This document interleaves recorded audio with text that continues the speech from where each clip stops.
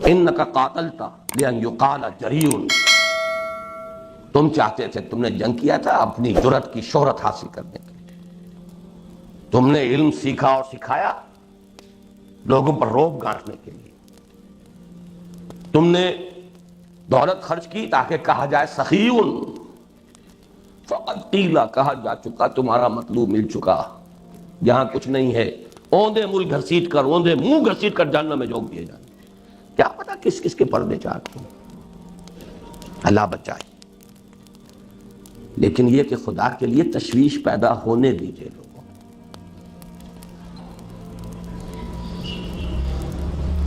تیرے دریا میں طوفان کیوں نہیں،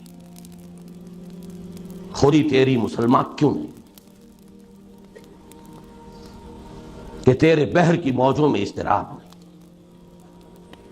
وہی ہے تیرے زمانے کا امام برحق جو تجھے حاضر و موجود سے بیزار کرے، موت کے آئینے میں دکھلا کے رخ دوست زندگی اور بھی تیرے لیے دشوار کرے، تھپکیاں مت دو، سلاؤ نہیں، یہ نہیں کہ فتویٰ لگا دو کہ وہ کافر ہو گیا، یہ منافق ہو گیا، معاذ اللہ، یہ کسی کا مقام نہیں۔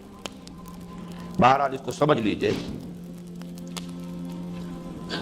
یہ ہے عبادت، اسلام، اطاعت، تقویٰ۔ اس کے ضمن میں ایک پیراگراف میں جو کچھ ہے، اب اس میں جو جو موضوعات آ گئے ہیں وہ تو اب آپ اندازہ کیجئے۔ اب دوسرا فرض،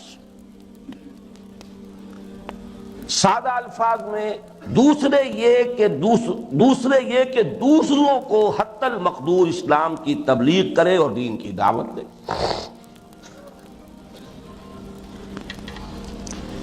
اس کے لیے اصطلاحات کیا ہیں؟ عرض ہے کہ اس کے لیے یوں تو بے شمار اصطلاحات ہیں، جیسے انذار، خبردار کرنا، قم فانذر، یہ بھی دعوت و تبلیغ ہی ہے نا، تبشیر، بشر المومنین، یہ بھی دعوت و تبلیغ ہے، تذکیر، فذکر بالقرآن من یخاف وعید، وعظ، وَهُوَ يَعِظُهُ یا بنی لا تشرک باللہ، نصیحت، لا تحبون الناصحین، یہ سب قرآن مجید کی اصطلاحات ہیں، وصیت، وَوَصَّىٰ بِهَا إِبْرَاهِيمُ وَبَنِيهِ وَيَعْقُوبُ، تعلیم، يُعَلِّمُهُمُ الْكِتَابَ وَالْحِکْمَةَ، تبیین، لِتُبَيِّنَ لِلنَّاسِ مَا أُنزِلَ إِلَيْهِمْ، تلقین، یہ مختلف ہیں وغیرہ، بے شمار الفاظ ہوں گے، لیکن اہم تر اصطلاحات چار ہی ہیں۔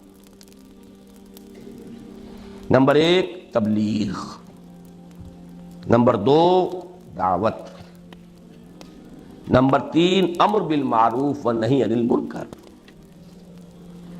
نمبر چار شہادت علی الناس۔ ان میں بھی ایک بڑا عجیب معنوی ربط ہے۔ تبلیغ، پہنچانا، انگریزی میں بہترین تعبیر ہوگی to reach out to others, آپ کو چل کے جانا پڑے گا، آپ کو بات پہنچانی ہوگی، ذرائع ابلاغ کا استعمال کرنا ہوگا، you have to reach out. دعوت، بلانا، تبلیغ کا نتیجہ ہے بلا لینا، آؤ آؤ اللہ کے راستے کی طرف، ادع الی سبیل ربک ومن احسن قولا ممن دعا الی اللہ، دعوت الی اللہ، دعوت الی الحق، دعوت الی سبیل اللہ، پہنچانا، بلانا۔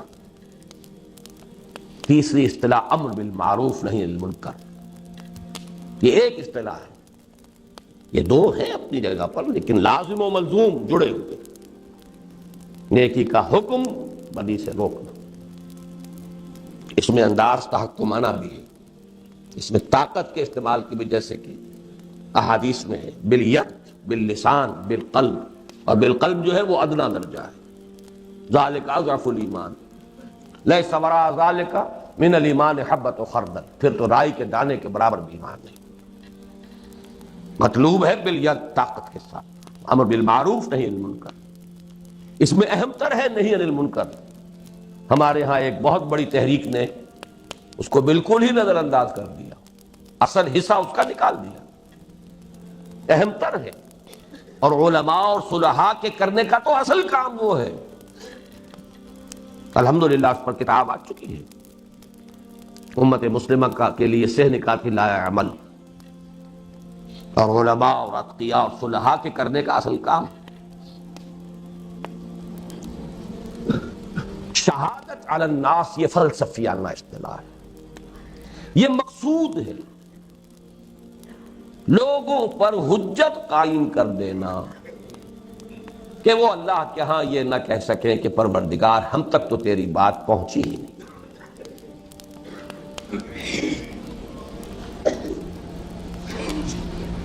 جب نہیں پہنچی تو جواب دہی کا ہے، جن کے ذمہ تھا پہنچانا انہوں نے نہیں پہنچائی، مجرم وہ ہیں، پھندا ان کے گلے میں ڈال۔ رسول نہ پہنچاتے اصل مجرم وہ ہوتے۔ یا ایھا الرسول بلغ ما انزل الیک من ربک وان لم تفعل فما بلغت رسالته فلنسألن الذین ارسل الیہم ولنسألن المرسلین۔ اب رسول کے بعد امت ہے، اسی لیے میں نے کس قدر وضاحت سے کہا ہے، آج اصل مجرم امت مسلمہ ہے، امت کافرہ نہیں۔ انہیں تو پہنچانا ہمارے ذمہ تھا، اور ہم خود ان کے در کے بھکاری، پیسے ہی پیسے کے نہیں، ہتھیار کے ہی نہیں، نظریات کے، افکار کے، تہذیب کے، تمدن کے، ثقافت کے، ہر شے انہی سے بھیک مانگ کر لے رہے ہیں۔ شہادت علی الناس، ان پر بھی، ان اصطلاحات پر بڑی میں سمجھتا ہوں الحمدللہ کہ بڑی جامع اور مختصر لیکن بہت اہم بحث ہو چکی ہے اس کتابچے میں، شہر قاتل عمل میں۔ فلسفیانہ اصطلاح جو ہے شہادت علی الناس سے سمجھانا پڑتا ہے اس کو، باقی اصطلاحات جو ہے بالکل واضح ہیں، سادہ ہے۔ اب اس میں جو اگلا جملہ ہے یہ خود انسان کی اپنی شرافت اور مروت کا تقاضا بھی ہے۔ ایک شریف انسان کو کوئی خیر ملے تو ایک تو بخیل ہوگا، اور ایک وہ ہوگا اسے تقسیم کرے گا، دوسروں کو کے ساتھ شیئر کرے گا۔ شریف انسان تو وہی ہوگا۔ بڑے پیارے الفاظ سورہ معارج کے، اذا مسہ الشر جزوعا واذا مسہ الخیر منوعا، خیر مل گیا ہے سمیٹ سمیٹ کے اپنے پاس ہی رکھو، کسی اور کو اس کا کوئی حصہ نہ پہنچ جائے گا۔ تو یہ خیر آپ کو ملا، دین ملا، ایمان ملا، اسلام ملا، کتاب اللہ ملی، اس کو شیئر کرو بھائی، شرافت کا تقاضا ہے، مروت کا تقاضا ہے۔ ابناء نو کی ہمدردی اور خیر خواہی کا تقاضا بھی ہے۔ لا یؤمن احدکم حتی یحب لاخیہ ما یحب لنفسہ، تم میں سے کوئی شخص مومن نہیں ہو سکتا جب تک کہ وہ اپنے بھائی کے لیے وہی شے پسند نہ کرے جو اپنے لیے پسند کرتا ہے۔ اور بھائی آپ کے سگے بھائی بھی ہیں، آپ کے چچا داد بھائی بھی ہیں، آپ کے کنبے کے لوگ بھی ہیں، آپ کا قبیلہ بھی ہے، آپ کی قوم بھی ہے، پوری نوع انسانی بھائی ہے آپ کی۔ آدم اور حوا پر جا کر تو وہ آپ کے سگے بھائی بنتے ہیں۔ لا یؤمن احدکم حتی اکون احب الیہ حتی یحب لنفسہ ما یحب حتی یحب لاخیہ ما یحب لنفسہ۔ تو دو تقاضے ہوئے، ایک تقاضا ہے شرافت اور بروت کا، ایک تقاضا ہے انسانی ہمدردی اور خیر خواہی کا۔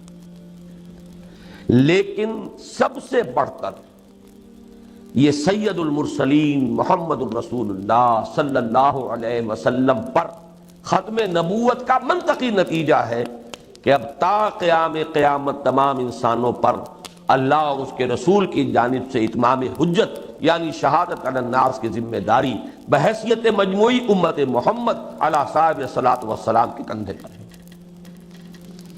یہاں وہ آیتیں لے آئیے وَكَذَلِكَ جَعَلْنَاكُمْ أُمَّةً وَسَطًا لِتَكُونُوا شُهَدَاءَ عَلَى النَّاسِ وَيَكُونَ الرَّسُولُ عَلَيْكُمْ شَهِيدًا كُنتُمْ خَيْرَ أُمَّةٍ أُخْرِجَتْ لِلنَّاسِ تَأْمُرُونَ بِالْمَعْرُوفِ وَتَنْهَوْنَ عَنِ الْمُنكَرِ وَتُؤْمِنُونَ بِاللَّهِ. یہ ہے دوسرا فرض. اب آئیے تیسرا فرض. تیسرے یہ کہ وہ اللہ کے کلمے کی سربلندی اور اس کے دین حق کے بالفعل قیام اور غلبے کے لیے تن من دھن سے کوشاں ہو.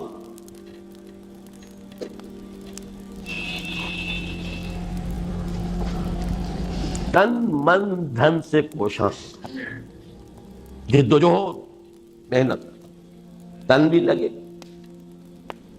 ہم نے جو تنظیم کی جو بیعت ہے اس کا جو عہد نامہ ہے اس میں یہ الفاظ انی اعاہد اللہ ان اہجر کل ما یکرہہ واجاہد فی سبیلہ جہد استطاعتی وانفق مالی وابذل نفسی لاقامت دینہ واعلاء کلمتہ. اس کے دین کو قائم کرنے کے لیے، اس کے کلمے کی سربلندی کے لیے مال کھپانا، جان کھپانا. اس کے لیے قرآن حکیم کی 5 اساسی اصطلاحات ہیں. یہاں 4 سے ایک عدد بڑھ گیا. تکبیر رب، وَرَبَّكَ فَكَبِّرْ، یہ ذرا اس کے آخری صفحے پر یہ آیات کا حوالہ موجود ہے. وَرَبَّكَ فَكَبِّرْ وَكَبِّرْهُ تَكْبِيرًا. اقامت دین، ان اقیموا الدین ولا تتفرقوا فیہ.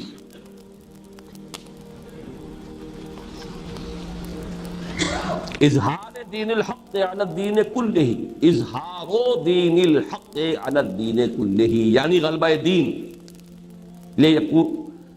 لیظہرہ علی الدین کلہ، لیکون الدین کلہ للہ، دین کل کا کل اللہ ہی کے لیے ہو جائے.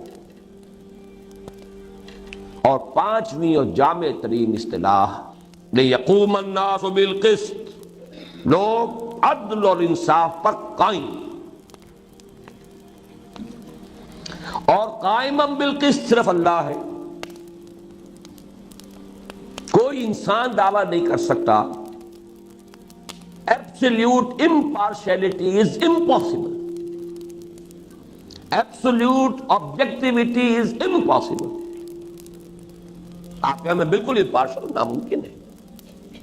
مرد ہے تو وہ مرد کی حیثیت سے سوچے گا، اپنی مصلحتوں کو سامنے رکھے گا. عورت ہے، عورت کی حیثیت سے سوچے گی، اپنی مصلحتوں کو مقدم رکھے گی.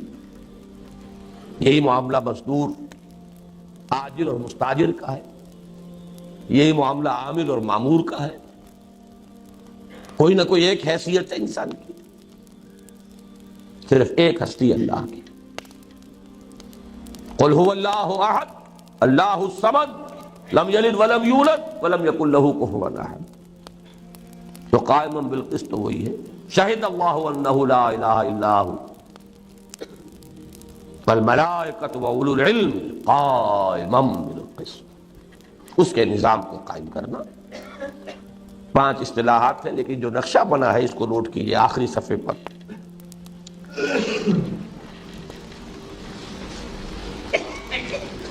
اعلاء کلمت اللہ، جو میں نے یہ جو نچلے والی 5 صفات ہیں، یہ حدیث میں لفظ آیا ہے لِتَكُونَ کلمت اللہ ہی العلیٰ، تاکہ اللہ کا کلمہ ہی سب سے اونچا ہو جائے. تو یہاں نیچے رکھا ہے 5 کو، تکبیر رب، اقامت دین، دین پورا اللہ ہی کے لیے ہو جائے، غلبہ دین حق، اعلاء کلمت اللہ. لیکن اس سے اوپر ہے اسلام کے نظام عدل اجتماعی کا قیام، یعنی اسلامی انقلاب. تنظیم اسلامی کی اجتماعی مساعی کا آخری ہدف یہ ہے. سب سے اونچی منزل جب یہی ہے فرائض کی، تو آخری ہدف تو یہی ہوگا. یہاں جو میں نے لکھا ہے متن میں، حدیث نبوی میں ایک 6ٹھی اصطلاح وارد ہوئی ہے لِتَكُونَ كَلِمَةُ اللَّهِ هِيَ الْعُلْيَا، تاکہ اللہ ہی کی بات سب سے اونچی ہو جائے. اللہ سب سے بڑا ہو جائے، اللہ کی بات سب سے اونچی ہو جائے، اللہ کا جھنڈا سب سے بلند ہو جائے، پورا دین اللہ ہی کے لیے ہو جائے، دین تمام ادیان پر غالب ہو جائے۔ بات تو ایک ہی ہے، ایک پھول کا مضمون ہو تو 100 رنگ سے باندھو۔ اللہ کی کبریائی کا نفاذ ہو گیا، اللہ کی بات سب سے اونچی ہو گئی، اللہ کا جھنڈا سب سے اونچا ہو گیا، اللہ کا دین غالب ہو گیا، کل دین اللہ کے لیے ہو گیا۔ بات تو ایک ہی ہے۔ اس میں تو میں سمجھتا ہوں کہ وہ بھی میں کوئی فرق نہیں بیان کر سکتا جو اسلام اور اطاعت اور تقوی اور عبادت، یا جو تبلیغ اور دعوت، یہ تو بالکل ہی ایک شے ہے، ایک ہی شے ہے، صرف تعبیر کا انداز، کوئی فرق نہیں۔ اب چلیے، اس کے علاوہ 3 عام فہم تعبیرات بھی ہیں اسی کی۔ قیام حکومت الہیہ، یہ وہ اصطلاح ہے جس کے حوالے سے ابوالکلام مرحوم نے اپنی بات شروع کی، پھر مولانا مودودی مرحوم اسی کو لے کر آگے چلے۔ نفاذ اسلامی کا، نظام اسلامی کا نفاذ یا نفاذ نظام اسلامی، یہ جماعت اسلامی نے پاکستان میں آ کر عام فہم اصطلاح استعمال کی۔ اسلامی انقلاب، یہ آج ہم اس کی اصطلاح کو استعمال کر رہے ہیں، بات ایک ہی۔ اور بائبل کو ایڈ کر لیجئے اس میں، اس کی اصطلاح ہے کنگڈم آف ہیون آن ارتھ، آسمانی بادشاہت۔ Thy kingdom come, thy will be done on earth as it is in heaven۔ اے اللہ، جیسے تیری مرضی آسمانوں میں پوری ہو رہی ہے، زمین پر بھی پوری ہو۔ زمین میں فساد آ گیا، بغاوت آ گئی، سرکشی ہو گئی، لوگ اللہ کے خلاف بغاوت، اور انسان انسان کے اوپر ظلم کر رہا ہے۔ Thy kingdom come, thy will، تیری مرضی، be done on earth as it is in heaven۔ تو ہے تو کوئی ایک ہی، مشکات تو ایک ہی ہے نا، مشکات نبوت۔ یہ نہ سمجھیے کہ انجیل میں سرے سے کچھ ہے ہی نہیں، یا تورات میں سرے سے کچھ ہے ہی نہیں۔ یہ بھی ہمارے ہاں بہت تنگ ذہن قسم کے لوگوں کے خیالات ہیں۔ سورہ نساء کی آیت میں فرمایا جا رہا ہے، یا ایھا الذین آمنوا آمنوا باللہ ورسولہ والکتاب الذی نزل علی رسولہ والکتاب الذی انزل من قبل۔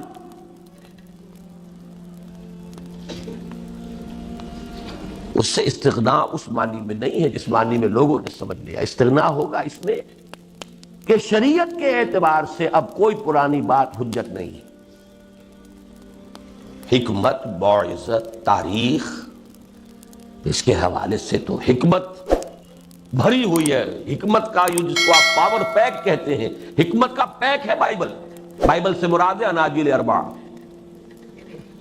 متی اور مرقس اور یوحنا اور لوک۔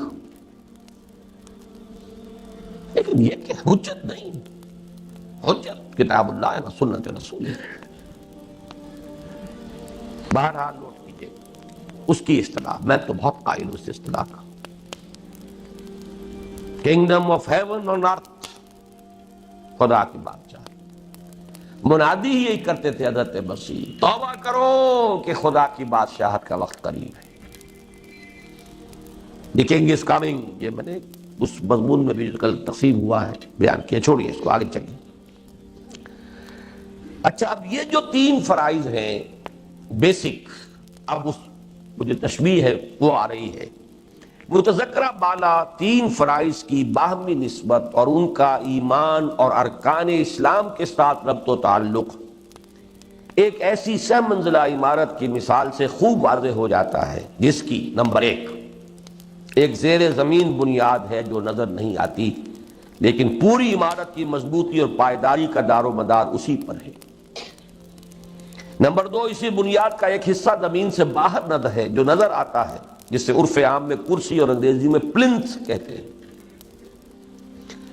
3، پہلی منزل پر صرف 4 ستون ہیں، دیواریں تعمیر نہیں کی گئیں۔ ظاہر ہے کہ اوپر کی پوری تعمیر کا وزن انہی کے ذریعے بنیاد تک پہنچتا ہے۔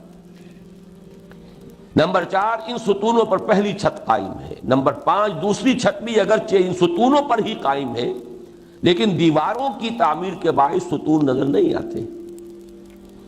اس کے اوپر تیسری اور آخری چھت ہے اور اس کا بھی یہی معاملہ ہے۔ اب ان چیزوں کو کورسپونڈنگلی ہمارے اس تصور فرائض دینی میں جو اجزاء ہیں جوڑتے جائیے۔ اس مثال میں زیر زمین بنیاد ایمان کا تصدیق بالقلب والا حصہ یعنی یقین قلبی ہے۔ بنیاد کا نظر آنے والا حصہ اقرار باللسان ہے یعنی کلمہ شہادت۔ 4 ستون 4 عبادات کی نمائندگی کرتے ہیں یعنی نماز، روزہ، زکوٰۃ اور حج۔ پہلی چھت اسلام، اطاعت، تقوی اور عبادت کی نمائندگی کرتی ہے۔ دوسری چھت تبلیغ، دعوت، امر بالمعروف، نہی عن المنکر اور شہادت علی الناس سے عبارت ہے۔ اور تیسری اور آخری چھت تکبیر رب، اقامت دین، اظہار دین، اعلاء کلمت اللہ یا قیام حکومت الہیہ کی مظہر ہے۔ واللہ اعلم۔ اس پر میں تھوڑا سا اضافہ کروں گا اس وقت۔ دیکھیے، ایک تو اس کا جو پہلا حصہ ہے صرف اس کو جو ذرا زیادہ ڈارک ہے اس پر نگاہ مرتکز کیجیے۔ اس کو ایک رنگ زیادہ گہرا کیوں دیا گیا ہے؟ صرف اس کالے حصے کو زیادہ ڈارک کو، اور حدیث نبوی لائی ہے بنی الاسلام علی 5۔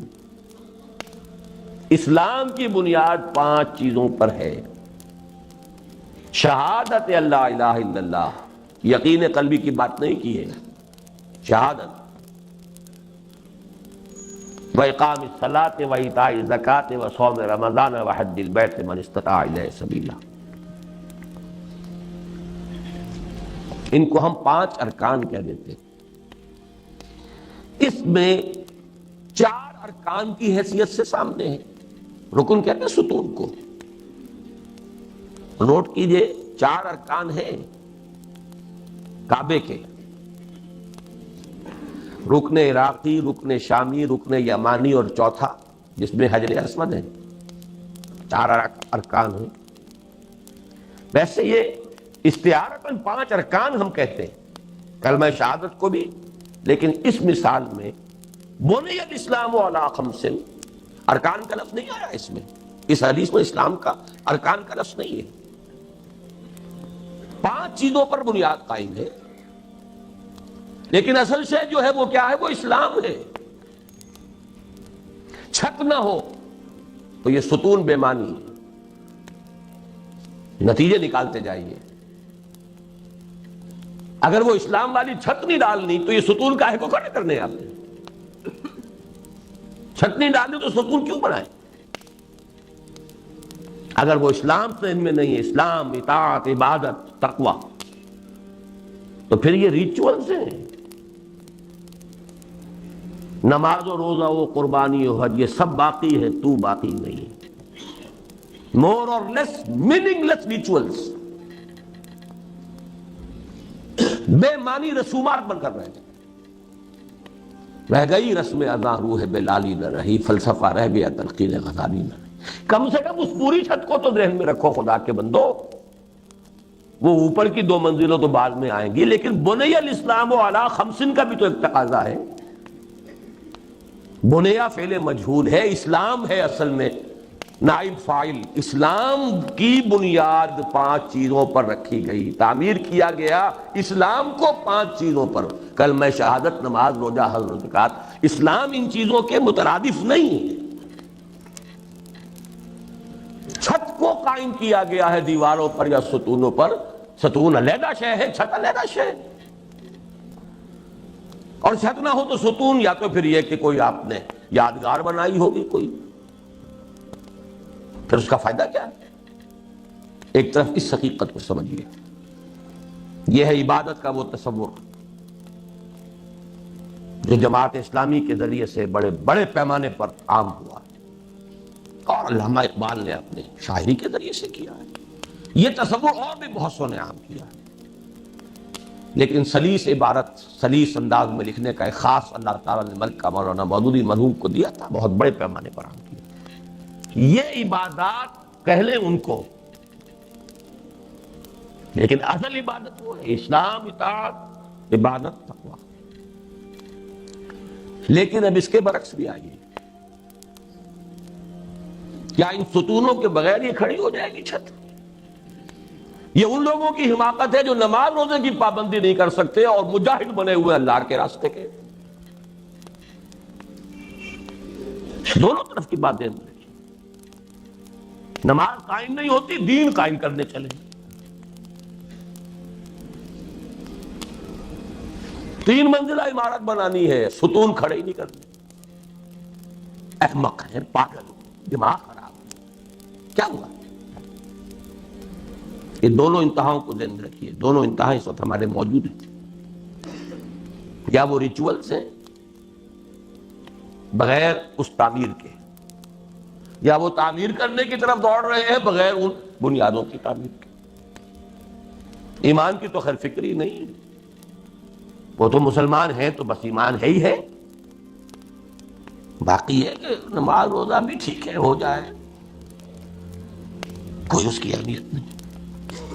ایک تو یہ دو انتہائی سمجھ میں آئی اس عمارت کے حوالے سے۔ دوسرے جو ترتیب ہے اس کو سمجھیے، اہم ترین شے اور بلند ترین شے، یہ دونوں چیزیں ایک دوسرے کی ضد ہیں۔ اس عمارت میں بلند ترین چیز کیا ہے؟ اقامت دین۔ اور اہم ترین چیز کیا ہے؟ ایمان۔ اہم ترین نیچے سے چلیں گے، بلند ترین تو اوپر سے۔ اہم ترین ایمان، اس کے بعد ستون جن پر ساری تینوں چھتیں آپ نے سپورٹ کرنی ہے، وہی تو لنک ہیں سارے لوڈ کے اور بنیاد کے مابین، تو وہی اوپر نظر نہیں آتے۔ بنی الاسلام تک کہا گیا اس لیے کہ نظر یہی آ رہے ہیں ستون، اوپر نظر نہیں آ رہے۔ باقی تبلیغ کا سارا بدن بھی اسی پر آئے گا، اقامت دین کا سارا بدن اسی پر آئے گا۔ یہ ستون اگر مضبوط نہیں، صرف آپ نے ایک منزل کے لیے بنائے تھے، تو جیسے اگر بنیاد ایک منزل کے لیے تھی تو تین منزلیں جو ہے چڑھا دینا حماقت ہے، ایسے ہی ستون بھی تو اتنے مضبوط ہوں گے، ان کی چوڑائی لمبائی بڑھے گی، ان میں سریا زیادہ پڑے گا۔ اسی لیے فرمایا گیا وَاسْتَعِينُوا بِالصَّبْرِ وَالصَّلَاةِ، دین قائم کرنا چاہتے ہو تو صبر اور نماز سے مدد حاصل کرو۔ تو بلند ترین اقامت دین، اہم ترین ایمان، ارکان اسلام۔ تعمیر ہوگی تو یوں چلے گی، پہلے بنیاد، پھر ستون، پھر پہلی چھت۔ پہلی منزل نہ ہو تو دوسری کیسے ہو جائے گی، دوسری نہ ہو تو تیسری کیسے ہو جائے گی؟ یہ سارے جو مغالطے ہیں ہمارے فکری مغالطے، اور انہی کا نتیجہ عملی گمراہیوں کی شکل میں سامنے آتا، بے اعتدالیوں کی شکل میں سامنے آتا۔ ان سب کی اصلاح آپ اس تمثیل کے حوالے سے بڑی خوبصورتی کے ساتھ سمجھ سکتے ہیں۔ ذرا وقفہ کر لو۔ الذین اصطفیٰ اما بعد،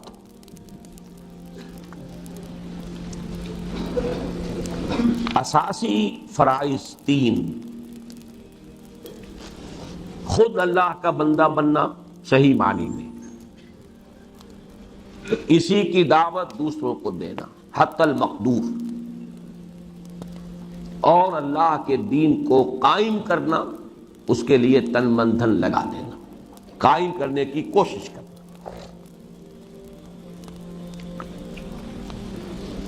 اس میں ایک اور بات سمجھ لیجئے، تینوں کے مابین اس ڈائیگرام کے حوالے سے بھی ربط و تعلق واضح ہو چکا ہے۔ ایک اور بات سمجھ لیں، اصل میں یہ سب کچھ صرف لفظ عبادت میں بھی موجود ہے، لفظ اطاعت میں بھی سب کچھ موجود ہے، اسلام میں بھی سب کچھ موجود ہے۔ اللہ کا حکم ماننا تو اس کا حکم ہے کہ دعوت دو، اللہ کا حکم ماننا تو اس کا حکم ہے دین کو قائم کرو۔ کہاں جائیں گے بھاگ کر؟ اللہ کا حکم ہے اللہ کی بندگی کرو پوری طرح، اللہ کے دین میں داخل ہو، اسلام میں پوری طرح، ادخلوا فی السلم کافہ، اور یہ آپ نہیں کر سکتے جب تک کہ پورا نظام نہ بدلے۔ آپ کی جزوی اطاعت ہوگی، جزوی بندگی ہوگی، صرف آپ جو کچھ انفرادی طور پر کر سکتے ہیں اتنا ہی دین ہے، اس پر عمل کریں گے۔ تو بندگی ہے رب کا تقاضا ہے، اقامت دین، بھاگنے کا کوئی راستہ ہے نہیں۔ جزدار اگر کوئی مفر ہو تو بتاؤ، ناچار گناہ گار سوئے دار چلے ہیں۔ یہ کوئی شوقیہ سفر نہیں ہے ہمارا، یہ دین ایک وحدت ہے، ایک لفظ میں بھی سب کچھ ہے، محض ایک لفظ تقویٰ سب کچھ ہے اس میں، ایک لفظ عبادت سب کچھ ہے اس میں، عبادت انفرادی، عبادت اجتماعی، ایک لفظ توحید، توحید نظری، توحید عملی، سب آ گیا، توحید انفرادی، توحید اجتماعی، دین کل کا کل اللہ ہی کے لیے ہو جائے، یہی تو توحید ہے، اجتماعی عملی توحید۔ کسی حوالے سے آئیے، کسی دروازے سے داخل ہو جائیے، جنت کے دروازے بے شمار ہیں، جس دروازے سے آپ چاہیں داخل ہو جائیں۔ کچھ مزاجوں کا فرق ہوتا ہے، کوئی ایپٹیچیوڈس ہیں، کچھ رجحانات ہیں، کوئی کسی چیز میں زیادہ جس کی دلچسپی ہوگی، کسی کی کسی چیز میں، لیکن کل کو سامنے رکھنا اور ہر ایک کا جو ہے تقاضا کم سے کم منیمم درجے میں پورا کرنا، یہ لازم ہے۔ جیسے حضور نے خبر دی تھی، لیکن وہ نوافل کے سلسلے میں ہے، فرائض کے سلسلے میں نہیں۔ جنت کے ایک دروازے سے نمازیوں کو پکارا جائے گا، یعنی جن کو زیادہ نفل نماز سے مناسبت تھی، تہجد، اشراق۔ ایک دروازے سے روزے داروں کو پکارا جائے گا، یعنی مراد کیا ہے؟ جن کو نفلی روزوں سے زیادہ مناسبت تھی، ورنہ فرض روزے تو سب کو رکھنے۔ اگر کوئی شخص سمجھے محض نماز پڑھ کے میں نماز والے دروازے سے چلا جاؤں گا تو حماقت ہے۔ تو دین کل ایک ہے، یہ تمام اس کی اپروچز ہیں، دروازے۔ اب آئیے تین نوافل، ان تین اساسی فرائض سے عہدہ برا ہونے کے لیے تین لوازم لا بد منہ ہے۔ لوازم ہی میں مفہوم موجود ہے، لوازم جو چیز لازمی ہے، چپکی ہوئی ہے، لزوم کہتے ہیں چپکا ہوا ہونا، لا بد منہ، جس سے کوئی فرار نہیں، جس سے کوئی رستگاری نہیں، جیسے نماز کے لیے وضو۔ اب وہ تین کیا ہے؟ نمبر ایک، دوام جہاد، ہر وقت جہاد، ہر لحظہ جہاد، ہر آن جہاد۔ یہاں صرف لفظ ابھی جہاد میں نے استعمال کیا، لیکن یہاں لکھا ہوا جہاد فی سبیل اللہ، اس میں بھی ایک ترمیم میں کر رہا ہوں جو میں نے حال ہی میں اپنی بعض تقریروں میں واضح کی ہے۔ بندہ مومن کے 5 جہاد ہیں۔ پہلا جہاد، اندر کھدائی کر کر کے ایمان کی جڑوں کو نیچے سے نیچے لے جانا۔ بغیر محنت کے ہو جائے گا کیا؟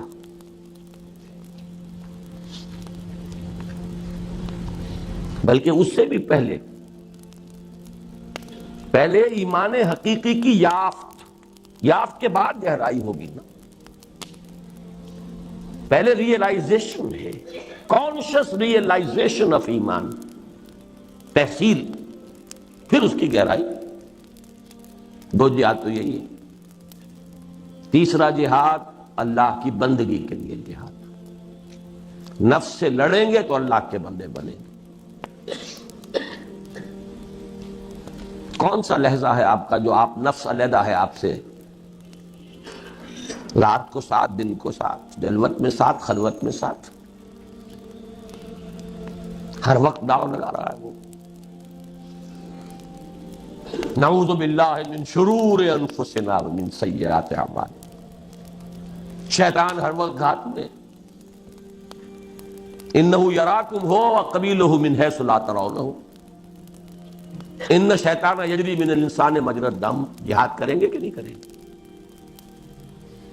ان الشیطان لکم عدو فاتخذوہ عدوا، دشمنی کرو اس سے، لڑو اس سے۔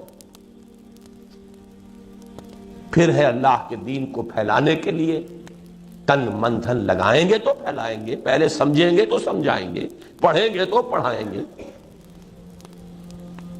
پھر قائم کرنا وہ تو آخری چوٹی ہے ہی ہے۔ ان میں سے جہاد فی سبیل اللہ کی اصطلاح جو ہے وہ آخری دو جہادوں کے لیے، دعوت و تبلیغ کے لیے یعنی دوسری منزل کا جہاد، اقامت دین کے لیے جہاد، یہ ہے جہاد فی سبیل اللہ۔ اور باقی کو آپ یا مجرد جہاد کہہ دیں یا جہاد فی اللہ کہہ دیں، جاہدوا فی اللہ حق جہادہ والذین جاہدوا فینا لنہدینہم سبلنا۔ مکی صورتوں میں جہاد فی سبیل اللہ کا لفظ نہیں آیا، یا مجرد جہاد ومن جاہد فانما یجاہد لنفسہ، یا جہاد فی اللہ جاہدوا فی اللہ حق جہادہ والذین جاہدوا فینا لنہدینہم سبلنا۔ جہاد فی سبیل اللہ یہ مدنی دور کی اصطلاح ہے، دین کی دعوت و تبلیغ، دین کی اقامت۔ بہرحال پہلی بات جو ہے دوام جہاد، یہ دوام کی میں نے وضاحت کی ہے۔ بندہ مومن کی زندگی کا کوئی لحظہ، کوئی آن جہاد سے خالی نہیں ہو سکتا۔ جیسے سانس کے بغیر زندگی نہیں، جہاد کے بغیر اسلام نہیں۔ فریضہ اول کے ضمن میں 3 جہاد کرنے پڑیں گے۔ فریضہ اول کیا تھا؟ خود اللہ کا بندہ بننا۔ سب سے پہلے نفس امارہ سے جہاد کرنا پڑے گا، یہ حدیث میں آیا ہے، المجاہد من جاہد نفسہ۔ اصل مجاہد تو ہے جو اپنے نفس سے جہاد کر سکے۔ سوال کیا گیا ای الجہاد افضل یا رسول اللہ، سب سے افضل جہاد کون سا ہے اللہ کے رسول؟ جواب دیا گیا ان تجاہد نفسک فی طاعت اللہ۔ پہلے یہ کرو گے تو اوپر چلو گے نا۔ اب بڑا پیارا شعر ہے رومی کا، نفس ما ہم کم ترس فرعون نیست لیکن اورا عون ایرا عون نیست۔ صنعت لفظی ہے اس میں، فرعون میں عون ہے، عون کے معنی مدد، لاؤ لشکر۔ فرعون کا لاؤ لشکر بھی تھا، میں غریب مسکین ہوں، لاؤ لشکر تو نہیں ہے میرے پاس۔ اس کے بعد لاؤ لشکر تھا، وہ زبان سے بھی کہتا تھا انا ربکم الاعلی الیس لی ملک مصر، میں مسکین ہوں، کچھ کہہ تو نہیں سکتا۔ اندر میرا نفس جو ہے فرعون سے کم نہیں ہے، وہ یہ کہتا ہے یہ وجود میرا ہے، میری مرضی چلے گی۔ فرعون نے ملک مصر پر دعویٰ کیا تھا، میرا نفس اس وجود جسمانی کے اوپر حاکمیت کا دعوے دار ہے۔ نفس ما ہم کم طرف فرعون نیست لیکن اورا عون نیست۔ دوسرا جہاد شیطان لعین اور اس کی ذریت سلمی و معنوی سے، ہر وقت داؤ پر ہے، وسوسہ اندازی کرتا ہے، برائی کو مزین کر کے پیش کرتا ہے، سبز باغ دکھاتا ہے، بے حیائی کا نام ثقافت رکھواتا ہے، سب کراتا۔ نمبر 3 بگڑے ہوئے معاشرے کے غلط رجحانات اور دباؤ۔ معاشرہ کہتا ہے ادھر چلو، چلو تم ادھر کو ہوا ہو جدھر کی، پاگل ہو گئے کدھر جانے؟ اپنی بچیوں کو اپنے گھروں میں بٹھائے رکھنا، اسی معاشرے کے اندر اگر ان کو کہیں آباد کرنا ہے تو اس معاشرے کے جو تقاضے پورے کرنے پڑیں گے۔ دباؤ when in Rome do as the Romans do۔ زمانہ بات و نہ سازت تو با زمانہ بھی ساز۔ دوسری روش یہی ہے، زمانہ بات و نہ سازت تو با زمانہ ستیز، لڑو زمانے سے۔ چلن سے، فیشن سے، رواج سے، ریتوں سے لڑو گے تو اللہ کی بندگی کرو گے۔ فریضہ اول کے ضمن میں نفس امارہ، شیطان لعین اور اس کی ذریت صلبی و معنوی بگڑے ہوئے معاشرے کے غلط رجحانات اور دباؤ کے خلاف جد و جہد اور زور لگانے کی صورت میں ہوتا ہے، اور حدیث نبوی کے منہ سے یہی افضل الجہاد، افضل، اعلیٰ اور ہوگا، افضل اور ہوگا، اہم اور ہوگا، بلند ترین اور ہوگا۔ اعلیٰ جہاد قتال ہے، مقام محبوبیت، ان اللہ یحب الذین یقاتلون فی سبیلہ صفا کانہم بنیان مرصوص، مقام محبوبیت تو وہ ہے، لیکن افضل، اہم، اساسی جہاد یہ ہے۔ میں نے اس حقیقت کو واضح کیا نا کئی بار اس حدیث کے حوالے سے، ایمان افضل سب سے زیادہ کس کا ہے؟ صحابہ کا۔ اعجب کس کا ہے؟ حسین، ہم میں سے جسے بھی ایمان حاصل ہو گیا۔ حدیث ہے یہ مشکات شریف کی، ای الخلق اعجب ایمانا، ذرا جواب دو، سب سے زیادہ حسین، دل ربا، خوشنما ایمان کس کا ہے تمام مخلوق؟ اعجب، پہلا جواب الملائکہ، رد کر دیا، نہیں، وَمَا لَهُمْ لَا يُؤْمِنُونَ وَهُمْ عِندَ رَبِّهِمْ، وہ کیسے ایمان نہ رکھیں گے، ایمان نہ لائیں گے، وہ تو ان کے اپنے رب کے پاس ہے، غیب کا مسئلہ ہی نہیں۔ وہاں تو ابو جہل 100% مومن ہو جائے گا قیامت کے دن، کوئی کسر رہ جائے گی۔ پھر فرمایا، پھر عرض کیا صحابہ نے، فالانبیاء، نبیوں کا، فرمایا وَمَا لَهُمْ لَا يُؤْمِنُونَ وَالْوَحْيُ يَنزِلُ عَلَيْهِمْ، وہ کیسے ایمان نہ لائیں، ان پر تو وحی نازل ہوتی۔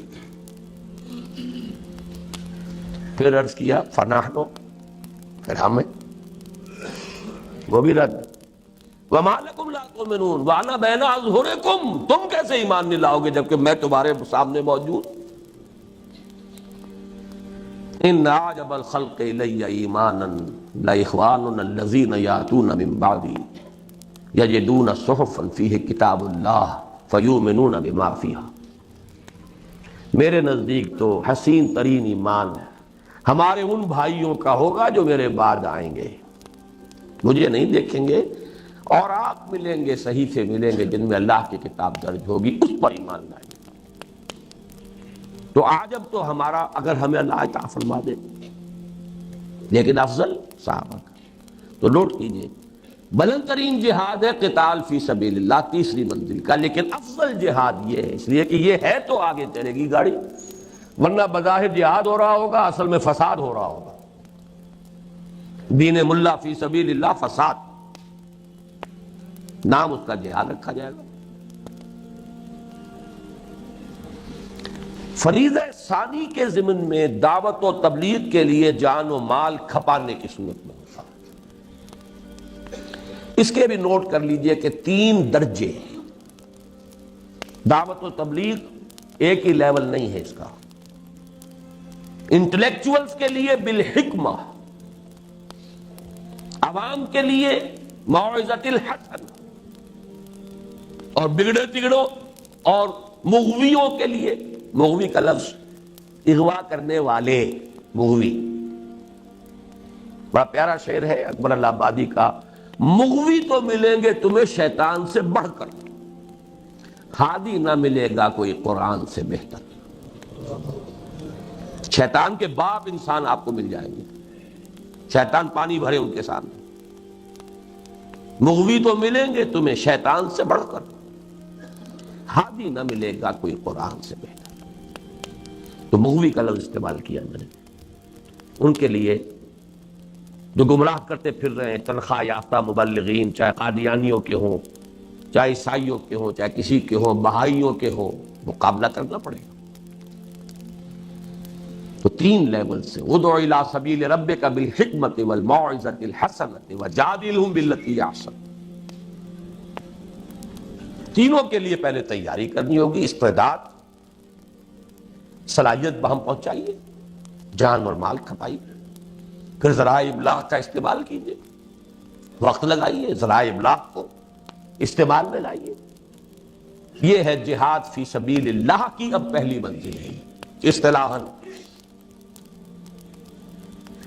فریضہ ثالث کے ضمن میں سر دھڑ کی بازی لگانے اور جان ہتھیلی پر رکھ کر باطل کی قوتوں سے بالفعل اور بالید پنجہ آزمائی کی صورت میں ہوتا ہے۔